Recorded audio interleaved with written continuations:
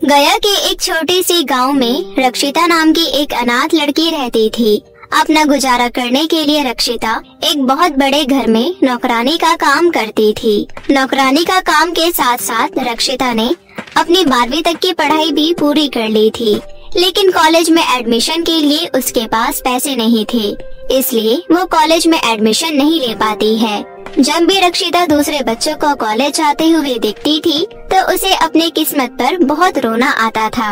एक दिन रक्षिता सो रही थी, तभी सपने में उसकी मरी हुई नानी की आत्मा आती है और उससे कहती है, मेरी प्यारी बच्ची, मुझे पता है तू अकेले बहुत दुख झेल रही है, लेकिन अब तेरे सारे दुख खत्म होने वाले हैं। आज मैं तुझे एक राज की बात बताने वाली हूँ जो मैंने कभी किसी को नहीं बताया था।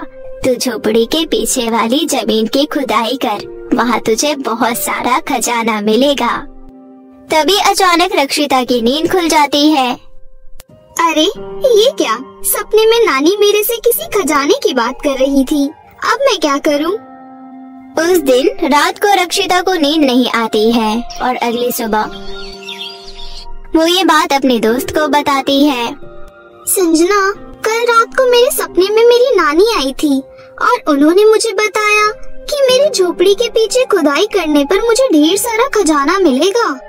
अच्छा, एक बार अपनी झोपड़ी के पीछे खुदाई करके देख, क्या पता तेरी नानी की बात सच हो जाए।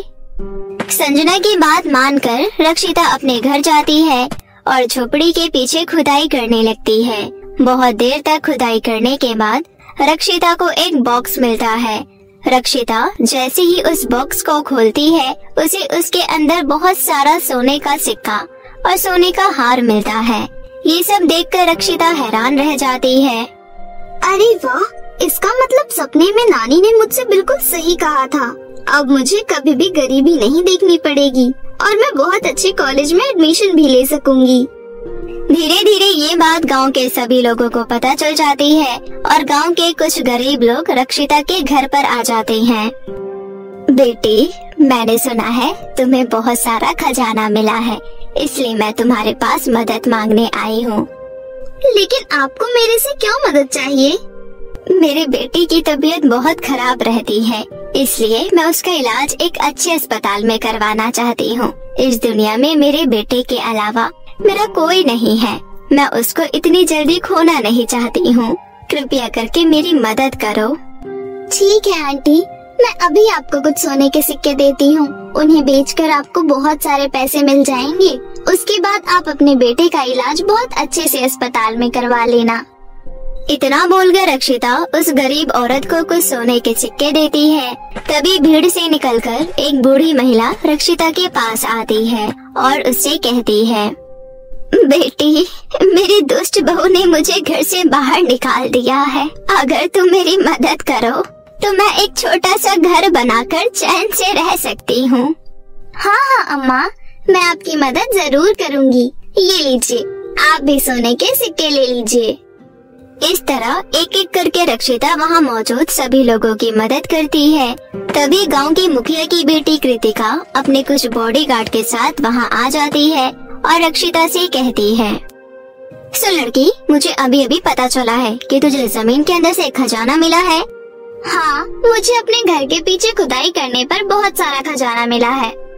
अभी के अभी ये सारा खजाना मुझे दे दे। कृतिका, तुम ये कैसी बातें कर रही हो? खजाना तो मेरा है, फिर तुम उसे क्यों ले जाना चाहती हो? मैं तेरी बकवास सुनने नहीं आई हूँ। मुझे बस खजाना चाहिए। जल्दी से खजाना दे, वरना मैं तुझे जेल में बंद करवा दूंगी। नहीं, आप ऐसा मत कीजिए। ये मेरा खजाना है, मैं आपको नहीं दूंगी। अंदर जाओ और खजाने का बॉक्स लेकर आओ।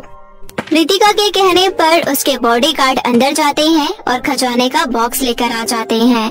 बॉडीगार्ड खजाने का बॉक्स कृतिका के पास रख देते हैं। उसके बाद कृतिका अपने बॉडीगार्ड से कहती है, अभी इस लड़की ने जिस जिसको सोने के सिक्के दिए हैं, उन सब से सोने के सिक्के छीन लो।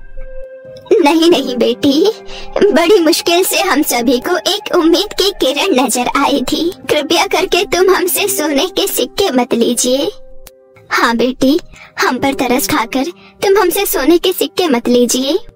तुम सब बेकार की बातें मत करो। मैंने कह दिया ना कि मुझे सोने के सिक्के चाहिए, तो सीधी तरह से सोने के सिक्के यहाँ रख जाओ, वरना मेरे बॉडीगार्ड तुम सबसे जबरदस्ती छीन लेंगे। कृतिका के डर से सभी गरीब लोग सोने के सिक्के कृतिका को दे देते हैं। इस तरह एक एक करके कृतिका सबसे सोने के सिक्के ले लेती है। कृतिका पर रक्षिता और गांव वालों को बहुत गुस्सा आता है, लेकिन वो सभी चाहकर भी कुछ नहीं कर पा रहे थे। तभी रक्षिता की दोस्त संजना आती है और वो उसके कान में कहती है, तो चिंता मत कर रक्षिता, इस कृतिका को सबक सिखाने का मेरे पास बहुत बढ़िया तरीका है। कृतिका संजना की बात सुन लेती है और गुस्से से कहती है, क्या कहा तूने? तू मुझे सबक सिखाएगी? तेरी इतनी हिम्मत? अगर मैंने एक बार अपने पापा से कह दिया ना, तो वो तुझे और तेरे परिवार को गांव से धक्के मारकर निकाल देंगे। अच्छा, तो ये बात है। रुक जा, मुखिया की घमंडी बेटी, अब तेरी खैर नहीं। दरअसल संजना एक बहुत बड़ी जादूगरनी को जानती थी। वो जादूगरनी बादलों के बीच एक कप के घर में रहती थी। संजना अपनी दोनों आंखें बंद करती है और जादूगरनी को याद करती है। तभी जादूगरनी का कप का घर वहाँ आसमान में सबके सामने प्रकट हो जाता है। गांव वाले आसमान का ये नजारा देखकर हैरान रह जाते हैं। तभी उस जादुई कप के घर से जादूगरनी बाहर निकलती है और संजना के पास आ जाती है। संजना, तुमने मुझे याद किया, बताओ तुम्हें क्या काम है? जादूगरनी जी, ये मेरी दोस्त रक्षिता है और इसको खुदाई करने पर अपनी झोपड़ी के पीछे खजाने का बॉक्स मिला था। आज ही मुखिया की बेटी रक्षिता से उसके खजाने का बॉक्स जबरदस्ती लेने आई है। इस तरह संजना जादूगरनी को सारी बात बताती है। तभी कृतिका कहती है, अच्छा, तो तूने मदद के लिए इस जादूगरनी को बुलाया है? मैं इन जैसे जादूगरनी से नहीं डरती हूँ। मेरे बॉडीगार्ड अभी इसे मौत के घाट उतार देंगे। चुप कर जा घमंडी लड़की, सच में तुझे सबक सिखाना जरूरी है। उसके बाद जादूगरनी अपनी जादुई छड़ी घुमाती है। तभी बादलों में मौजूद कप के घर से गरम गरम पानी निकलता है। गरम गरम पानी कृतिका और उसके बॉडीगार्ड के ऊपर गिरने लगते हैं। हाय, मैं तो मर गई। अचानक गरम पानी मेरे ऊपर कैसे गिरने लगा? अरे कोई बचाओ मुझे।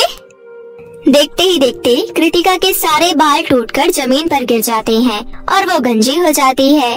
साथ ही कृतिका दिखने में बहुत काली और बदसूरत हो जाती है।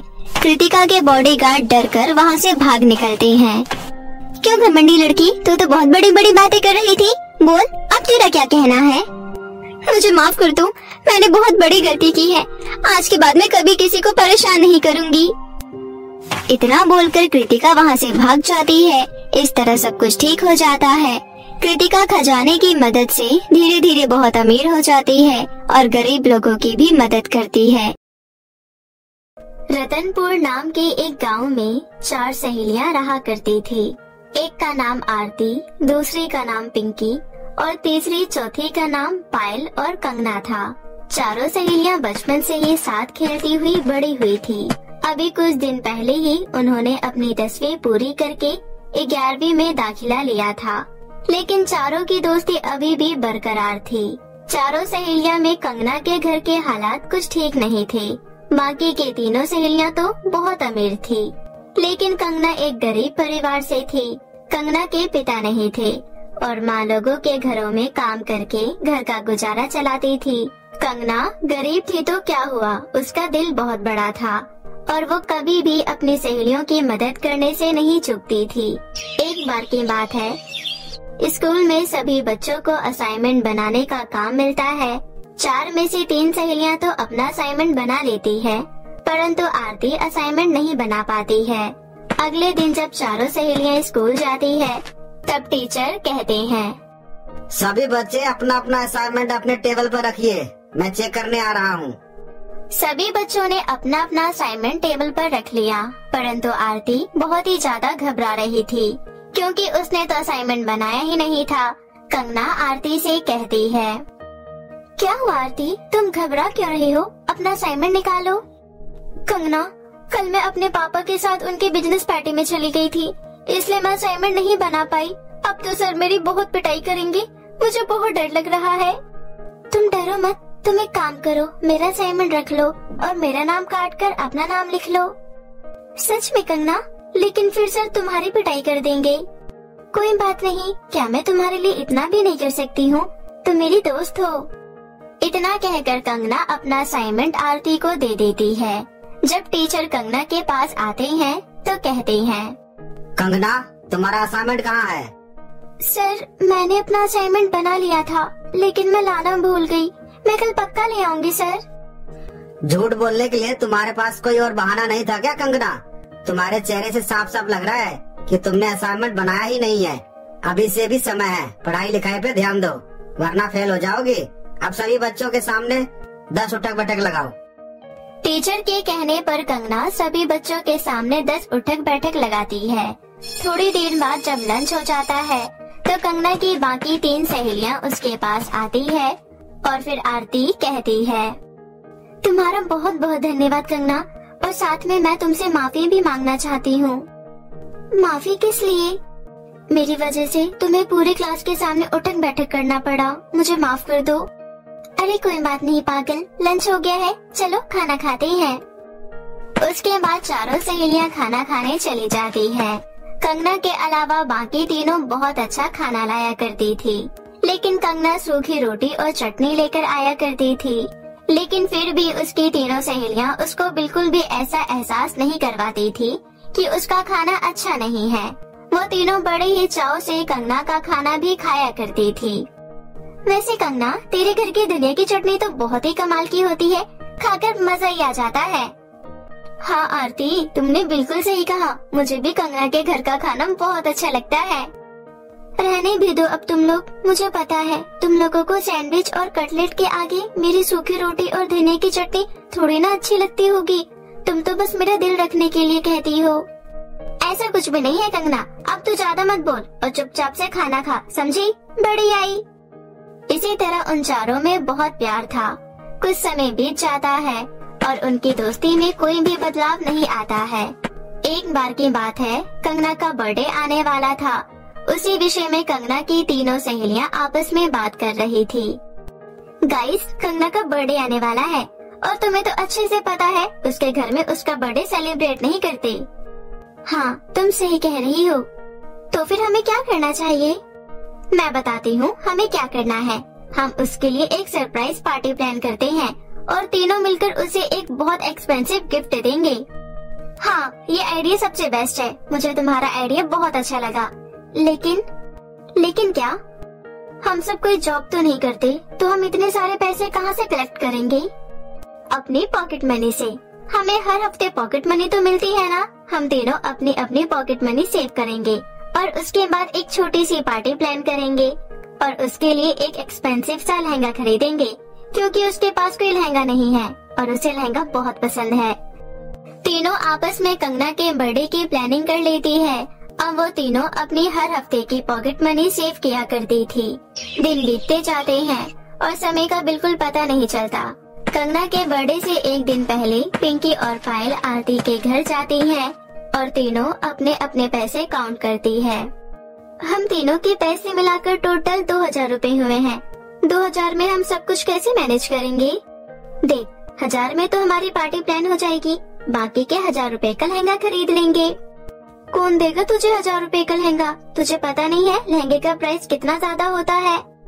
हाँ, मुझे दुनियादारी की नॉलेज कहाँ है? हम सबकी दादी अम्मा तो तू ही है ना। यार गाइस, तुम दोनों लड़ना बंद करो। अभी हम जिस चीज की प्लानिंग कर रहे हैं उस पर फोकस करो। हम एक काम करते हैं, मार्केट चलकर पता कर लेते हैं, क्या पता हमें कोई 1000 रूपए का कोई अच्छा सा लहंगा मिल जाए। पिंकी की बात मानकर वो तीनों मार्केट चली जाती है। तीनों मार्केट तो चली जाती है, लेकिन उन्हें पूरा मार्केट घूमने के बाद भी 1000 रूपए का लहंगा कहीं नहीं मिलता। वो तीनों काफी मायूस हो जाती है। पायल की आंखों में आंसू आ जाते हैं और वो कहती है, यार हमने कितना कुछ सोचा था, लेकिन हमें शाम हो गई है और अभी तक हमने कुछ भी अरेंज नहीं किया है। न ही लहंगा मिला और अभी तक हमने उसके बर्थडे के लिए डेकोरेशन भी नहीं किया। आज रात को 12 बजे ही हम उसे सरप्राइज देने वाले थे। मायूस मत हो यार, हमने अपनी तरफ से तो पूरी कोशिश की है ना। चल घर चलते हैं। इसके बाद तीनों अपना मुंह लटकाकर घर की ओर जाने लगती है। तभी उन्हें अचानक से सुनसान रास्ते पर एक दुकान दिखाई देती है, जिसके ऊपर बड़े बड़े अक्षरों में लिखा था कि यहाँ 1000 रुपए से कम दाम में ही लहंगे मिलते हैं। ओए, अचानक से यहाँ पर ये दुकान कहाँ से आई? हम मार्केट भी तो इसी रास्ते से गए थे, उस टाइम तो कोई दुकान नहीं थी। चल, अब तो अपना गोबर वाला दिमाग लगाना बंद कर, क्या पता हमने ना देखा हो इस दुकान को। चल अंदर चलकर देखते हैं। वो तीनों अंदर चली जाती है।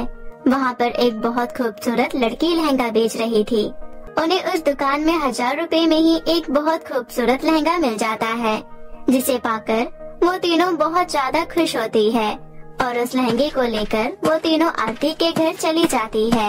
आरती कहती है, गाइस, हमें लहंगा तो मिल गया, अब हमें डेकोरेशन करना है, चलो लग जाओ अपने अपने काम पर। उसके बाद वो तीनों आरती के घर में ही बहुत अच्छा बर्थडे का डेकोरेशन करती है। डेकोरेशन करने के बाद वो तीनों कंगना के घर जाती है और पायल कंगना से कहती है, सुन कंगना, यार तुझे तो पता है हमारे एग्जाम आने वाले हैं और हम तीनों ही पढ़ने में बिल्कुल बेकार है। हम चारों में सबसे ज्यादा पढ़ने में तेज तू ही है। आज प्लीज हमारे साथ आरती के घर चलना। हमने सोचा है हम रात को बैठकर ग्रुप स्टडी करेंगे। अरे बस इतनी सी बात, रुको मैं मम्मी से पूछ कर आती हूँ। कंगना मम्मी से पूछ कर आती है और उसके बाद वो तीनों आरती के घर चले जाते हैं। आरती के घर में दूसरे कमरे में बैठकर वो लोग झूठ मूठ का पढ़ाई करने का ढोंग करने लगते हैं। जैसे ही 12 बजते हैं वो सभी जोर से चिल्लाती है, हैप्पी बर्थडे कंगना। अरे यार, तुम लोगों को मेरा बर्थडे याद था? मुझे तो खुद ही मेरा बर्थडे याद नहीं था। Thank you so much. अच्छा, अब किताबों को छोड़ और हमारे साथ चल। वो तीनों मिलकर कंगना को डेकोरेशन किए हुए रूम में लेकर जाती हैं। इतनी अच्छी सजावट और सुंदर सा केक देखकर कंगना बहुत खुश होती है। तभी वे लोग उसे लहंगा देती हैं। कंगना को लहंगा भी बहुत पसंद आता है और वो तुरंत अपने पुराने कपड़े चेंज करके वो लहंगा पहन लेती है। लहंगा कंगना के ऊपर बहुत जच रहा था। उसके बाद वो अपनी सभी सहेलियों के साथ केक कट करती है और पूरी रात वो लोग बहुत डांस करते हैं और पार्टी करते हैं। सुबह कंगना अपनी सहेलियों से कहती है, तुम लोगों का बहुत बहुत धन्यवाद, मैं अपना ये बर्थडे जीवन में कभी नहीं भूल पाऊंगी। थैंक यू सो मच मेरे बर्थडे को यादगार बनाने के लिए। चल चल, अब ओवर एक्टिंग मत कर। कंगना की ये बात सुनकर सभी हंसने लगते हैं। उसके बाद कंगना अपने घर जाती है और अपनी माँ को सारी बात बताती है। कंगना की माँ भी बहुत खुश होती है। कंगना ने लहंगा पहना हुआ था। वो लहंगा पहनकर जैसे ही खाना खाने के लिए बैठती है, उसका खाना बहुत स्वादिष्ट पकवानों में बदल जाता है। ये सब देख कंगना को कुछ भी समझ नहीं आता। अरे ये सब कैसे हुआ? जैसे ही मैंने इस खाने को छुआ, मुझे ये स्वादिष्ट पकवान मिल गया खाने के लिए। फिर कंगना वो स्वादिष्ट पकवान बहुत खुश होकर खा लेती है। अभी तक उसे इस बात का अंदाजा भी नहीं था कि उसका लहंगा जो उसकी सहेलियों ने उसे गिफ्ट किया है वो एक जादुई लहंगा है। इसी तरह कुछ दिन बीत जाते हैं। सब कुछ नॉर्मल चल रहा था। एक बार की बात है, एक रात बहुत तेज बारिश होने लगती है। कच्चा मकान होने के कारण कंगना का मकान बारिश में ढह जाता है और कंगना और उसकी माँ बेघर हो जाती है। कंगना आस पड़ोस के लोगों से बहुत मदद मांगती है। मदद करो काकी, देखो हमारा घर ढह गया है, अब हम कहाँ रहेंगे? तो हमसे क्या कह रही है, हम तेरी कोई मदद नहीं कर सकते। कंगना मायूस होकर वापस अपनी माँ के पास चली जाती है, जो टूटे हुए मकान के आगे खड़ी होकर रो रही थी। रो मत माँ, देखना भगवान हमारी मदद जरूर करेंगे। तभी अचानक से कंगना का जादुई लहंगा, जो कि मलबे के नीचे दबा हुआ था, एकदम से बहुत बड़ा आकार ले लेता है और एक लहंगे के घर के रूप में बदल जाता है। ये सब देख दोनों माँ बेटी बहुत हैरान हो जाती है। माँ, ये तो वही लहंगा है जो मेरी सहेलियों ने मुझे मेरे बर्थडे पर गिफ्ट किया था। अच्छा, इसका मतलब उस दिन जो अचानक से अच्छे अच्छे पकवान मेरे सामने आ गए थे, वो इस लहंगे के जादू से हुआ था। मतलब ये लहंगा जादुई है।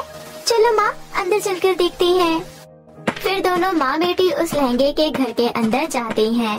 वो घर बहुत ही विशाल था और बहुत आलीशान भी था। वहाँ उनकी जरूरतों की सारी चीजें मौजूद थी। कंगना बहुत खुश होती है। अगले दिन स्कूल जाने के लिए उसकी तीनों सहेलियां उसको बुलाने आती है, लेकिन वहाँ पर उसका घर ना देखकर एक लहंगे का विशाल घर देख वे तीनों हैरान हो जाती है। आरती, क्या ये अपनी कंगना का घर है? हाँ, और तुझे ये लहंगा कुछ जाना पहचाना नहीं लग रहा? अबे ये तो वही लहंगा है जो हमने उसको बर्थडे पर गिफ्ट किया था। वे लोग इस तरह से बातें कर ही रही थी कि तभी कंगना घर से बाहर निकलती है और उन्हें सारी बात बताती है। सारी बात जानने के बाद वो चारों सहेलियां उस दुकान पर जाती है जहाँ से उन्होंने वो लहंगा खरीदा था। जब वो वहाँ पहुँचती है तो देखती है कि वहाँ तो कोई दुकान ही नहीं है। ये सब क्या हो रहा है? मुझे तो कुछ भी समझ नहीं आ रहा। तुझे कुछ समझ आएगा भी नहीं बुद्धू, क्योंकि तेरे दिमाग में गोबर जो भरा है। इस तरह चारों सहेलियां हंसने लगती हैं। उस दिन के बाद से जादू लहंगे के घर की वजह से कंगना को भी किसी चीज की कोई कमी नहीं होती और अब वो अपनी सहेलियों की तरह अपना जीवन खुशी खुशी व्यतीत करने लगती है।